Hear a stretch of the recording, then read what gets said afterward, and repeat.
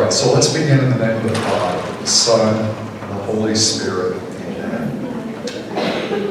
O God, all gracious and all loving, we thank you for the many blessings of this day. And I ask you, Lord, to open our hearts to your presence in our lives and help us to respond gracefully. This we ask in the name of Jesus, the Lord. All right, so tonight's topic is a reflection on the mystery of what it means to be human. So looking a bit at the human journey.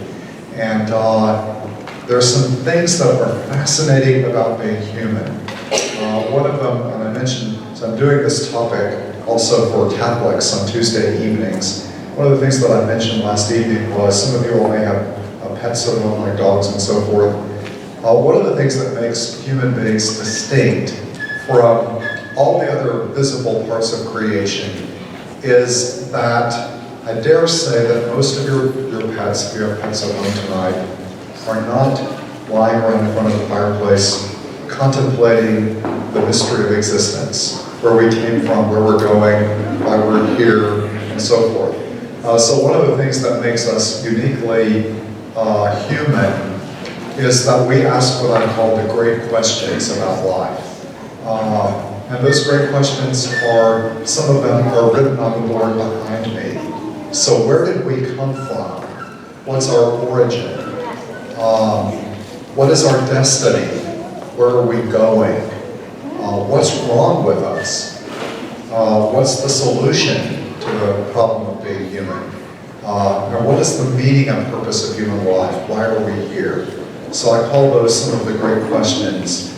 And human beings of every single culture and all eras of human history have asked those great questions and have come to different answers. So tonight we're going to be looking at some of the contemporary answers to those questions. We're also going to be looking at the specific, uniquely Catholic Christian point of view once we've looked at kind of the broad perspective. So I want to start though with a reflection on what it means to be human from the perspective of desire.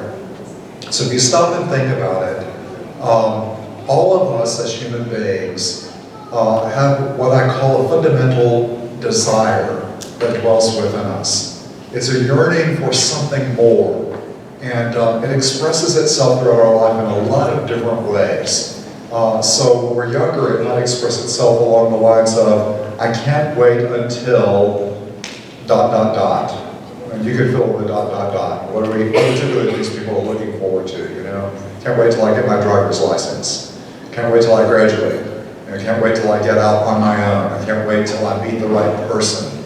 You know, I can't wait until I'm finished with my studies, those kinds of things. So we're always, in a sense, desiring the fulfillment.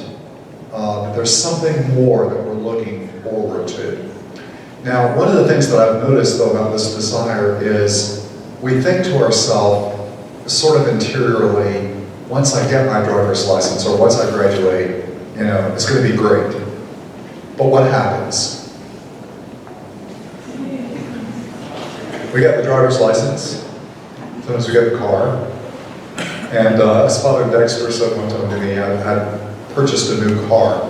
About 4 or 5 months later, he said, has it happened yet?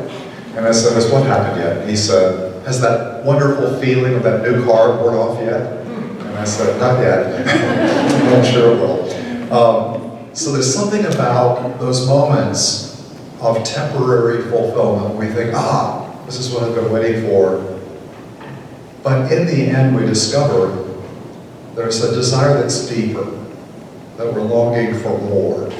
And probably one of the most profound moments of many people in young adult life is the first time you fall in love. And you really do kind of think, when you fall in love the first time, you think, this is the answer to everything I've been looking for in life. You know, this person is the answer to life.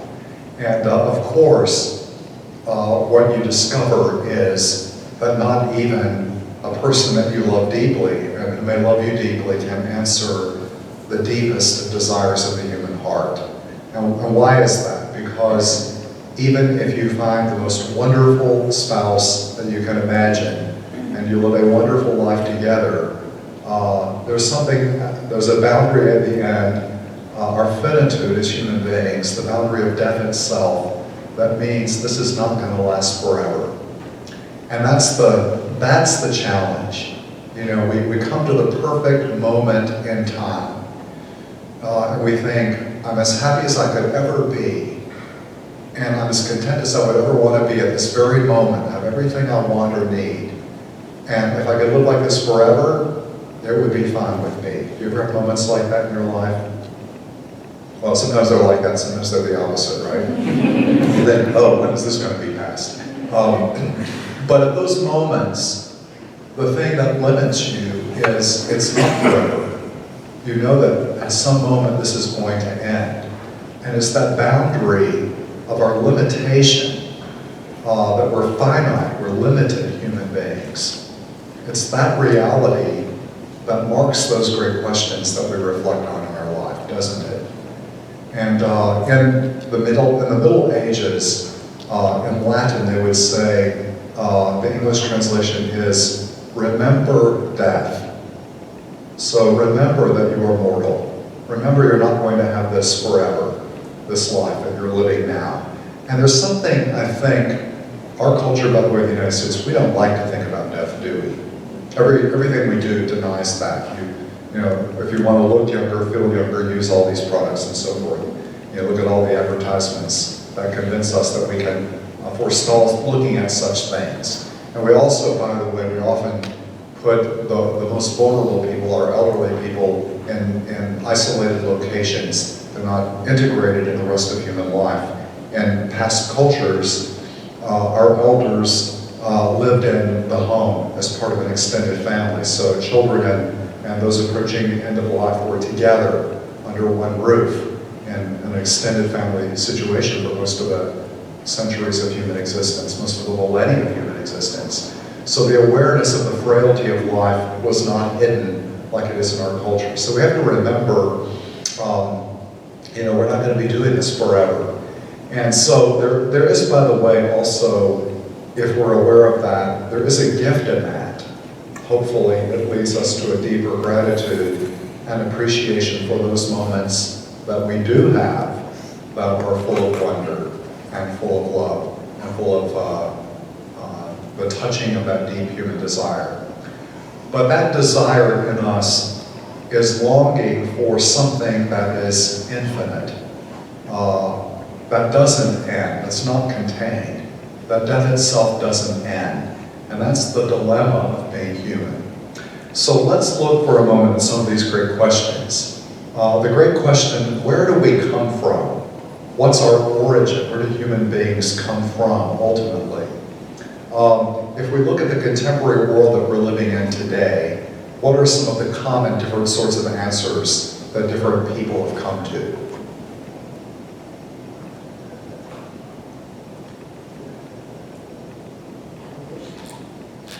Or evolution.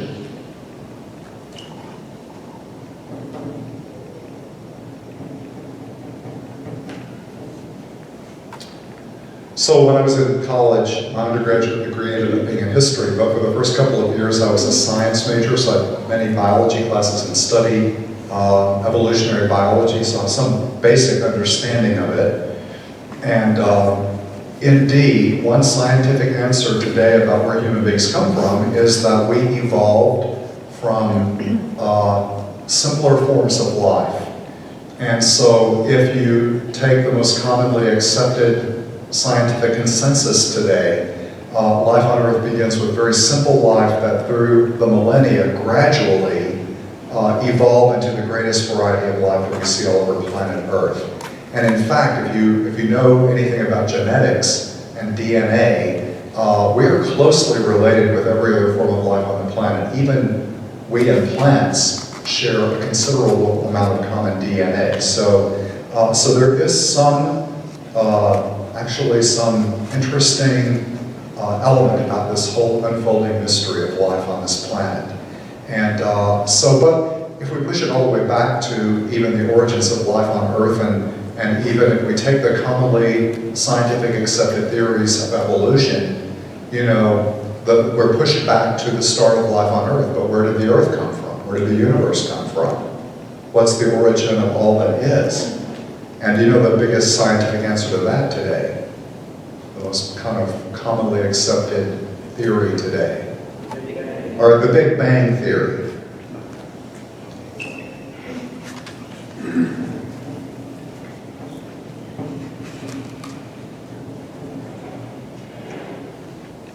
And indeed, if you do a little bit of the studies around the origins of the universe, cosmology, scientists today believe that the universe itself is somewhere between 12 and 15 billion years old, right? Is that it? Billion? So that's a huge length of time. The planet, about 4 to 5 billion years old, the planet Earth. So we live in, by our short human lifespan of 70 to 80 to 100 years, we live in a universe that is immensely old compared to us. And so the scientific theory is that about 12 to 15 billion years ago, at one moment, there was a radical emanation, the beginning of time, of space, of matter, of energy, of everything that is, started with one single, colloquially called Big Bang, an emergence of this into reality. It's also very interesting, by the way, when you read the book of Genesis, in the first chapter in the creation narrative, in a beautiful symbolic way, the universe is described as created over the course of a week so that we can end with Sabbath rest, which is the ancient Hebrew understanding. The seventh day is sacred to the Lord, and on it the Lord God rested. So all of creation is building up to this great divine rest that prepares for human rest in the midst of our creative work. So, but what's the first thing God creates in that first beautiful poetic opening? What does God create? Number one. All right, so actually, the very first thing God says is, let there be light.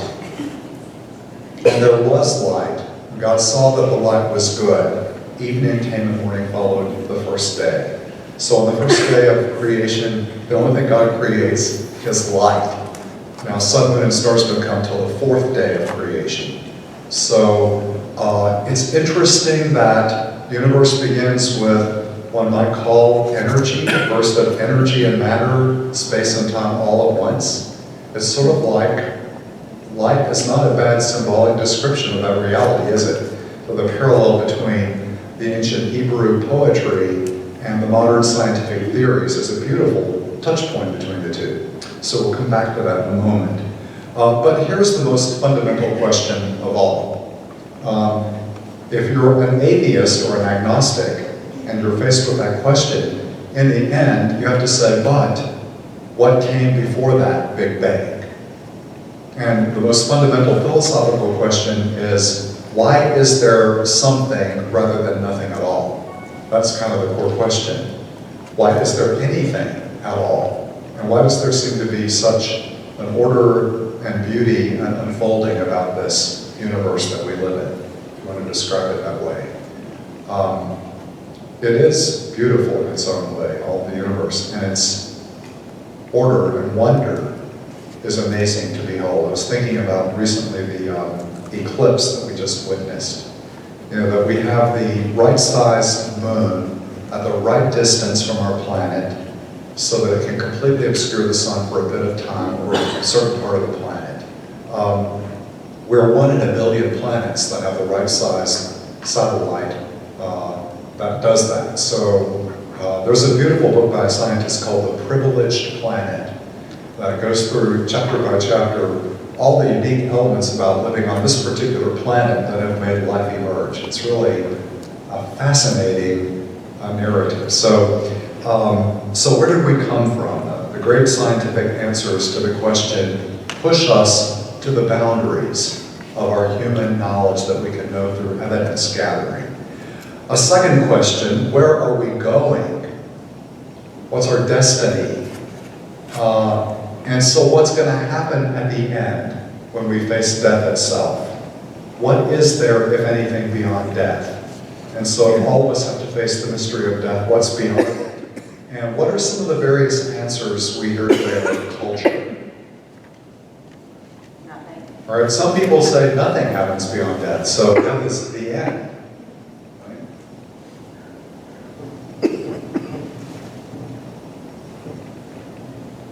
If you're an atheist, you probably believe there is nothing beyond life in this world. This is it. All you see is what you get. So nothing. If you're an agnostic, if the answer might be, we don't know, might be a question mark, what's beyond death. The Hindus, by the way, in India, the oldest world religion, had a unique answer to that question about what happens at death. All right, reincarnation, all right, in the Hindu language, samsara. So they believe that created beings or life forms go through an endless recycling or rebirth process. So if you can go up and down the scale of life all the way to the highest human scale to the lowliest single cell form of life. So you could be a ladybug and be reincarnated into a human being if you've been an exceptionally fulfilling your role as a ladybug. But if you don't, you might come back as an amoeba, right? And the same is true as if you're a human being. If you don't, if you live as a scoundrel, you could come back as a grasshopper next time, and someone might step on you very quickly, you know. So, so this whole cycle of rebirth can go on through multiple reincarnations. The goal is not to have an endless cycle of rebirth. The goal is ultimately moksha, which is liberation from that endless cycle of rebirth.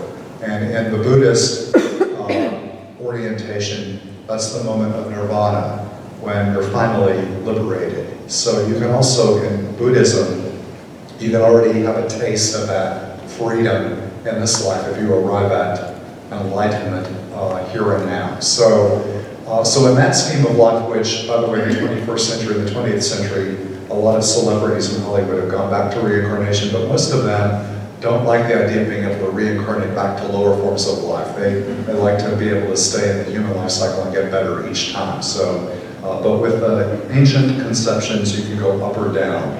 I'll just, before we get into the Catholic Christian part of this, I'll just note that a friend of mine, Father Joe, when I was talking to this about him one day, said, "Don't you think once is enough? To live this life once, you know, to get through it." So, a good question on Father Joe's part. Next question, big, great question that we face as human beings: what is wrong with us? And I always say, you don't have to look far to figure out that there's something wrong with humanity. Turn on the news in the morning. I said last night, you know, how many shootings were there in Nashville alone last night? Turned on the news this morning, and there were shootings last night in Nashville. So, you know, it proves my point. I mean, the woundedness of humanity, whatever is wrong with us, is clear. But I always say, you don't have to look to the news to figure that out, do you? And I'm not talking about people you're living with or your neighbor or coworker, right? If you're really honest, if we look at our own selves, our own lives, we realize that even though there are many wonderful things about me being human, there's also elements of who I am that are not okay. You know, there are parts of myself that are wounded and broken. So why is it Paul will put it in his letter to the Romans that I do not do the good that I will, but the thing that I don't wish to do? And why is it that I can become incredibly petty and bitter and destructive at times? And those things can come out in a lot of subtle ways. But why is it that that's part of our human existence? So, by the way, the ancient Greek philosophers, Socrates and others, had an answer to this question. You know what their answer was? What's wrong with humans? The answer was, there's a fundamental ignorance, a lack of knowledge.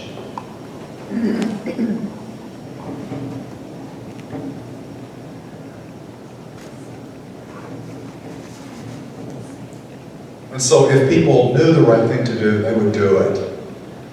But it's because people are not yet enlightened, they don't have the right knowledge that they do destructive things. That's why in ancient Greek philosophy, gaining wisdom, philosophy was so important to know that which was good and true. so that you could live that good and that true. So knowledge. In the modern world, in the 20th century, modern psychology, there was sort of a big debate throughout the 20th century between two different great schools of thought in the psychological world about what is wrong with human beings. Do you know the two great camps?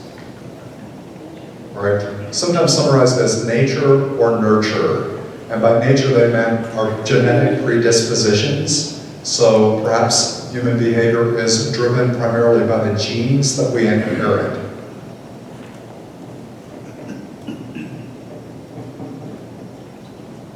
The other great school of thought would say, no, it's learned behavior. It's the world that we're shaped by, the society or social environment that shapes our human destiny.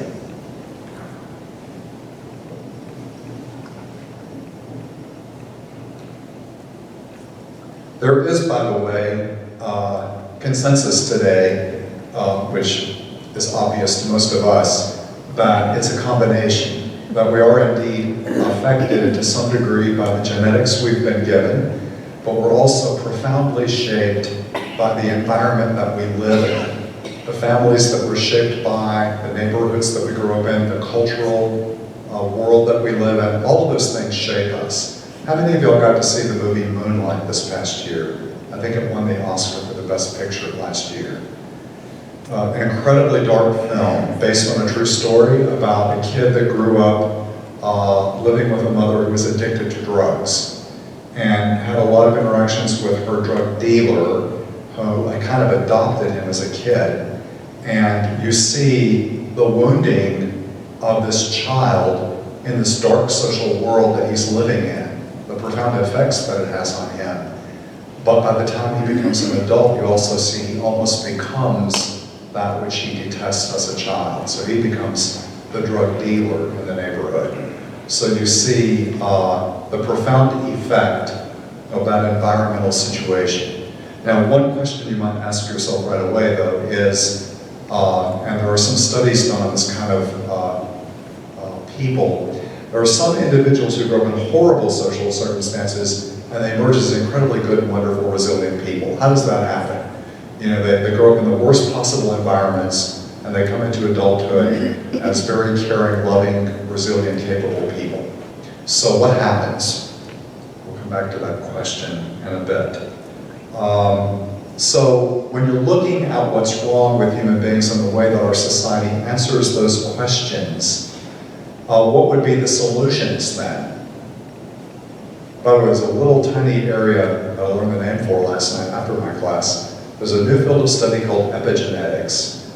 And so the environments that we live in also begin to shape our DNA. So you can actually, people who are in traumatic situations like situations of war or sexual or physical abuse, it actually produces physical changes in their DNA that will be inherited by their children. So it's actually a genetic marker that can be measured that's passed on. This is the new field of epigenetics that's been developing a lot in recent decades.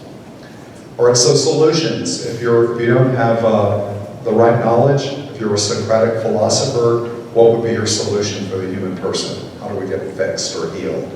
Ask questions. All right, for Socrates, you definitely ask the right questions in search of the right answers. And we would say, and the great answer of the 20th century, and before even, was education. We get the right knowledge.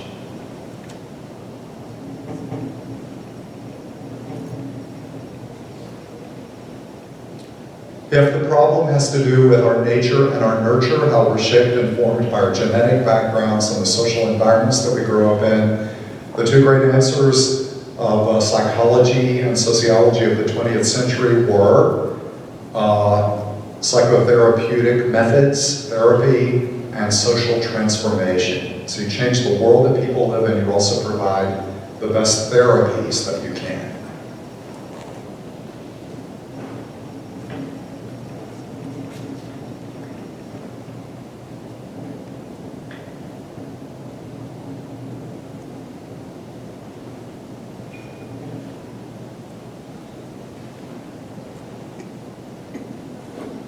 Last question, why are we here? What's our purpose? What's the meaning of human life? One of the great answers provided in the 20th century came from existential philosophy. And what did the existentialists say? They said, each of us has to create our own answer to that question. So there's no predetermined reason for which we exist, but we create an answer by the way we live.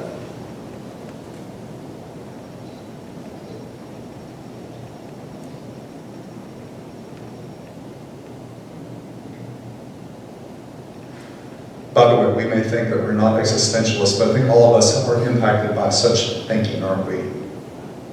So I used to teach high school students, and I would talk about morality. They would say, well, who can tell me that something is wrong or right? You know, can't I decide that? You know, so that sense of being able for me to create my own meaning, purpose, and identity. So let's look now at, now that we've done a broad stroke view of some common answers in our culture today, let's look at the defining contribution of the Catholic Christian vision to these great questions. Now, some of the answers perhaps might surprise you a bit. Remember last week I talked about Catholicism is not an either-or approach like some of our Protestant brothers and sisters, but a both-and. So when you look at the question, where do we come from? As a Catholic Christian, paradoxically, we often answer with a both-and.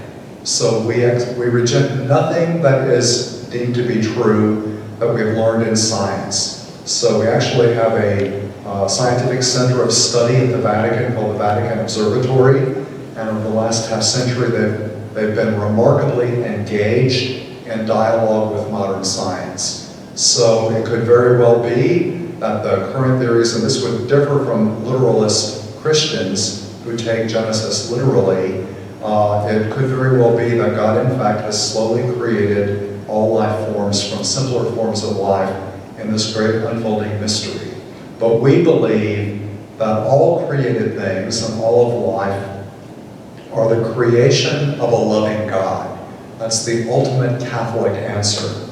How God creates is best answered by science, how life unfolded, how the universe unfolded, but that the universe and human life and life itself were willed by God and in a loving intentionality, that is kind of the theological contribution. And it also, by the way, answers the question of why is there something rather than nothing at all? Because of a God, a loving creator who creates with intentionality. So, and we also believe that the human being, the human person, is endowed by God with what we call an immortal soul in our classic philosophical language that makes us distinct. No other creature in visible creation has a soul that is capable of knowing and loving and using freedom, truly within boundaries, to make choices to do that which is good or evil. So there is in the human person something unique created by God. And at whatever point, we say, if we evolve from lower forms of life, at whatever point in that evolution of life, that the creature was able to choose and to say yes or no to communion with the Creator, that's the moment that points to the soul. You know then that we're dealing with a souled being. So in the ancient narrative of Genesis, only humanity is created in the image and likeness of God. All other creatures, though good and seen as very good by God, are not sharing in that same connection with being created in the image and likeness of God. There are, by the way, in Catholic belief, I'll mention it briefly, there is also a belief in pure spiritual beings that have no materiality about them, we call the world of the angels, that are also free spirits who can choose to know and love or reject God. But that's beyond the visible order of creation. So in the Catholic Christian understanding, that question about where we come from is answered, creation by a loving God. Perhaps, as the scientists have uncovered in this long majestic process over 12 to 15 billion years. So that's where we answer with a both and. Second question, I want to look at it, reorder the questions from the Catholic Christian point of view. What's wrong with us? So again, we come back to the both and. We would say, we agree with those three answers to some degree. There are times when we don't know. It's based on our ignorance. There are other times when human behavior is destructive because there are genetic predispositions that get impacted by the environments that we're living in. But we answer also with a deeper question, or a deeper answer to that question. So at a deeper level, what's wrong with the human person, we capture by the Hebrew word that's translated into English as sin. Sin, by the way, in the biblical understanding, is missing the mark. So the idea of shooting an arrow toward a target, but the arrow misses, the way that something is supposed to be is not what it is. That's missing the mark. Or I always say, it's like when I'm hiking on a path, it's good and well, but if I wander off the path and get lost and end up next to a cliff, that's missing the mark. I've gotten off track from how I'm created.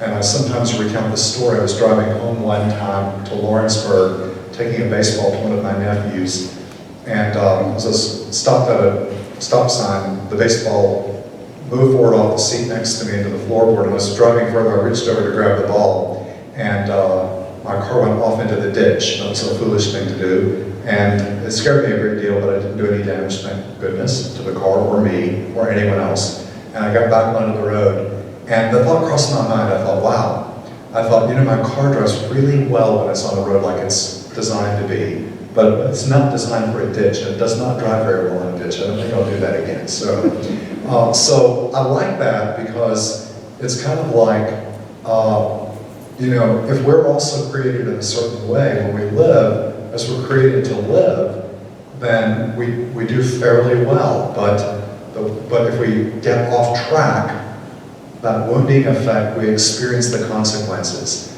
And the great narrative in Genesis describes that beautifully.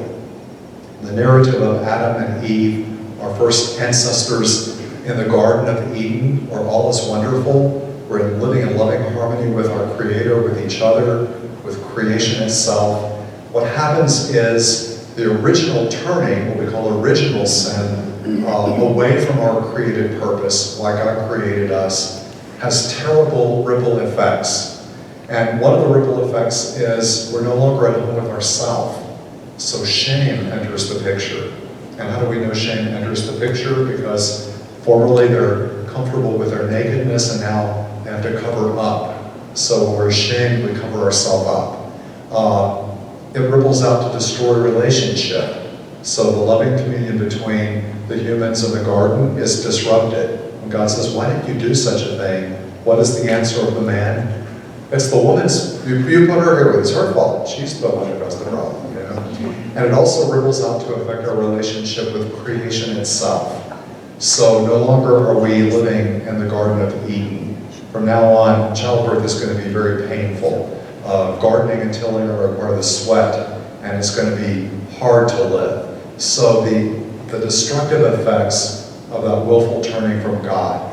And all human beings everywhere, we believe, are touched by the effects of that original turning from God. So when we're born into this world, we're not only born into a world that's created by God that's loving and good, but we're also touched by all the ripple effects that have flown from that original turning point away. So we suffer the effects of what we call original sin. And not only that, but we also believe in personal sin. So I can use my own freedom to turn away from the way that I was intended to be created in a destructive way. So at the deepest level, it is the misuse of my freedom away from its purpose, away from love, away from the purpose for which I'm created. And that too creates a greater ripple effect of darkness in the world.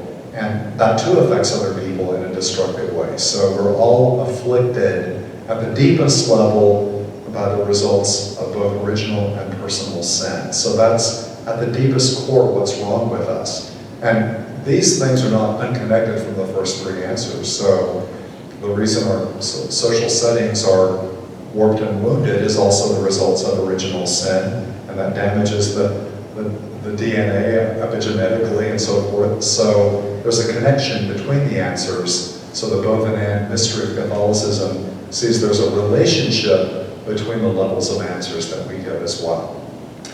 All right, so what's the solution from a Catholic Christian point of view? Again, both and.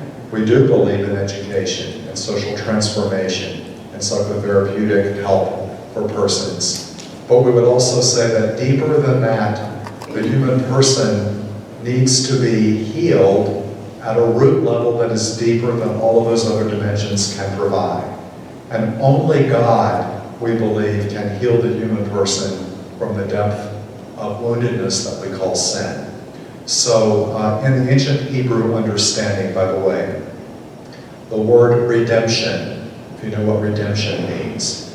So if you were a slave in the ancient world and in the Hebrew world, you were owned by another human being, you were property, how could you be liberated from that slavery?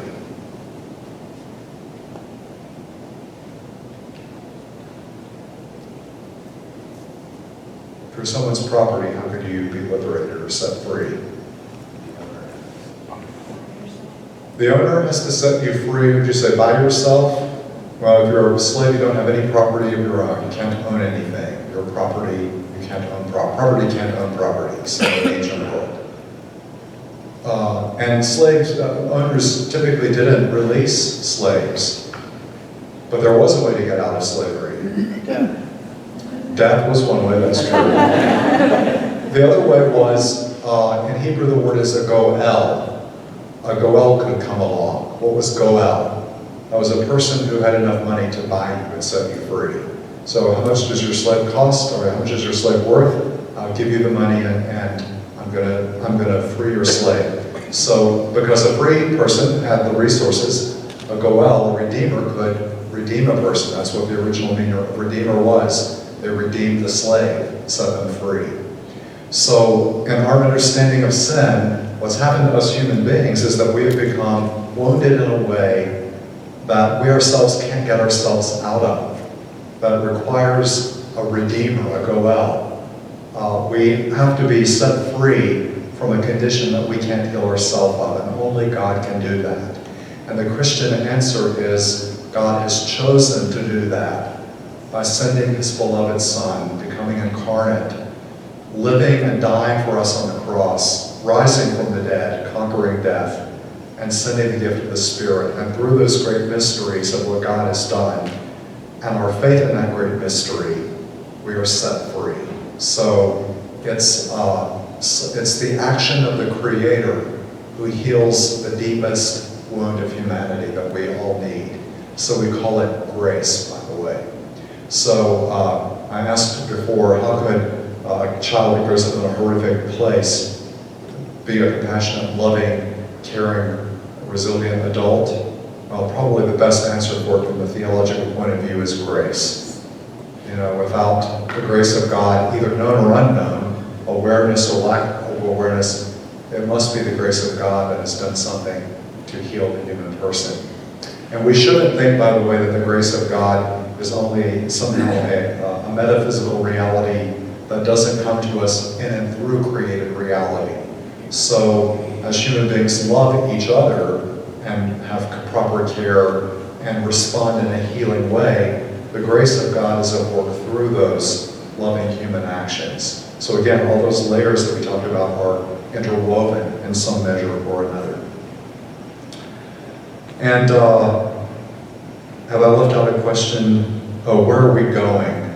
Right? Is that the only one we haven't talked about? Now, why are we here? So where are we going? The final answer from a Catholic Christian point of view is what we call personal resurrection. So that we will live beyond the boundary of death, not as just a drip in an ocean of being, as the Eastern religions sometimes lead you in the direction of, but we will have a personal existence, that we will be aware to know and to love in a unique way as only human beings can do. And that existence, that personal reality of self continues beyond death itself. is resurrected by the power of God.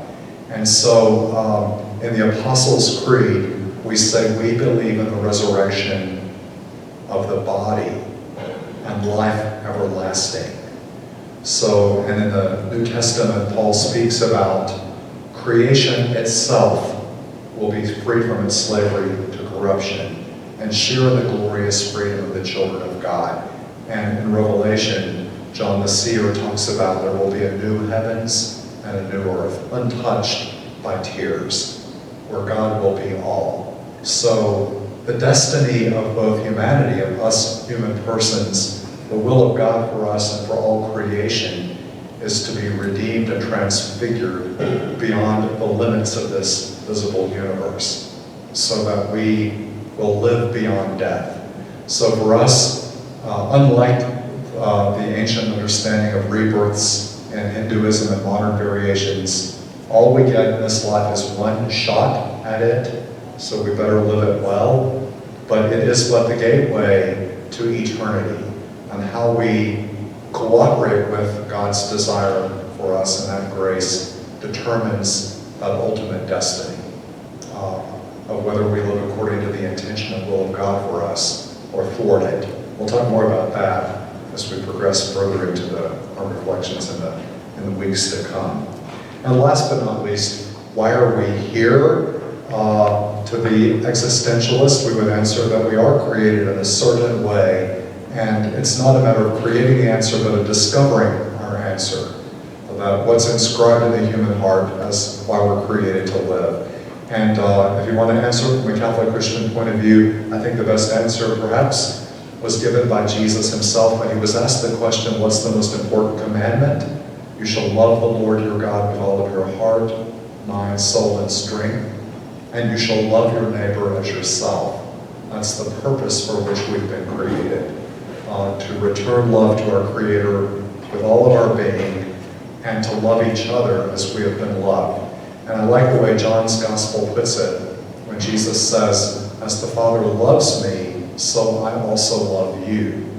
And you will live in my love if you keep my commandment. What is my commandment? That you love one another as I love you. So that great experience of knowing that we are loved by God beyond all telling. And because of that, we become a self that is capable of loving as we are loved.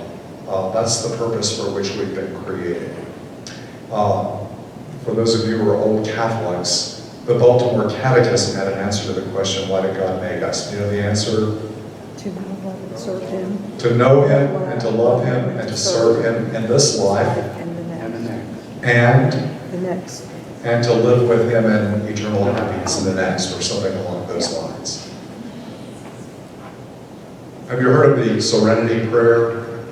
So one of the common prayers written by one of the Nibers in the 20th century, and paraphrasing the long form, the short form we all know, God grant me the serenity to accept the things I cannot change, the courage to change the things I can, the wisdom to know the difference. The long form continues, living one day at a time, enjoying each moment, accepting hardships as the pathway to peace, taking this sinful world as He did and not as I would have it, and trusting that if I surrender all things to His will, that He will make all things right, that I may be reasonably happy in this life and supremely happy in the next, forever with Him.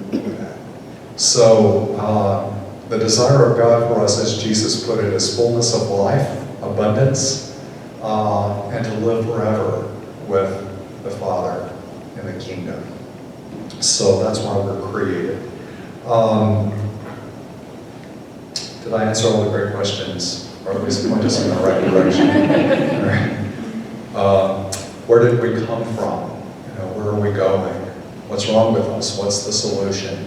Why are we here? Those are the great questions that we all have to answer in life. And we answer them as much, not intellectually, I think, but by the way we actually live our life. So next week we're going to be jumping into the mystery of God.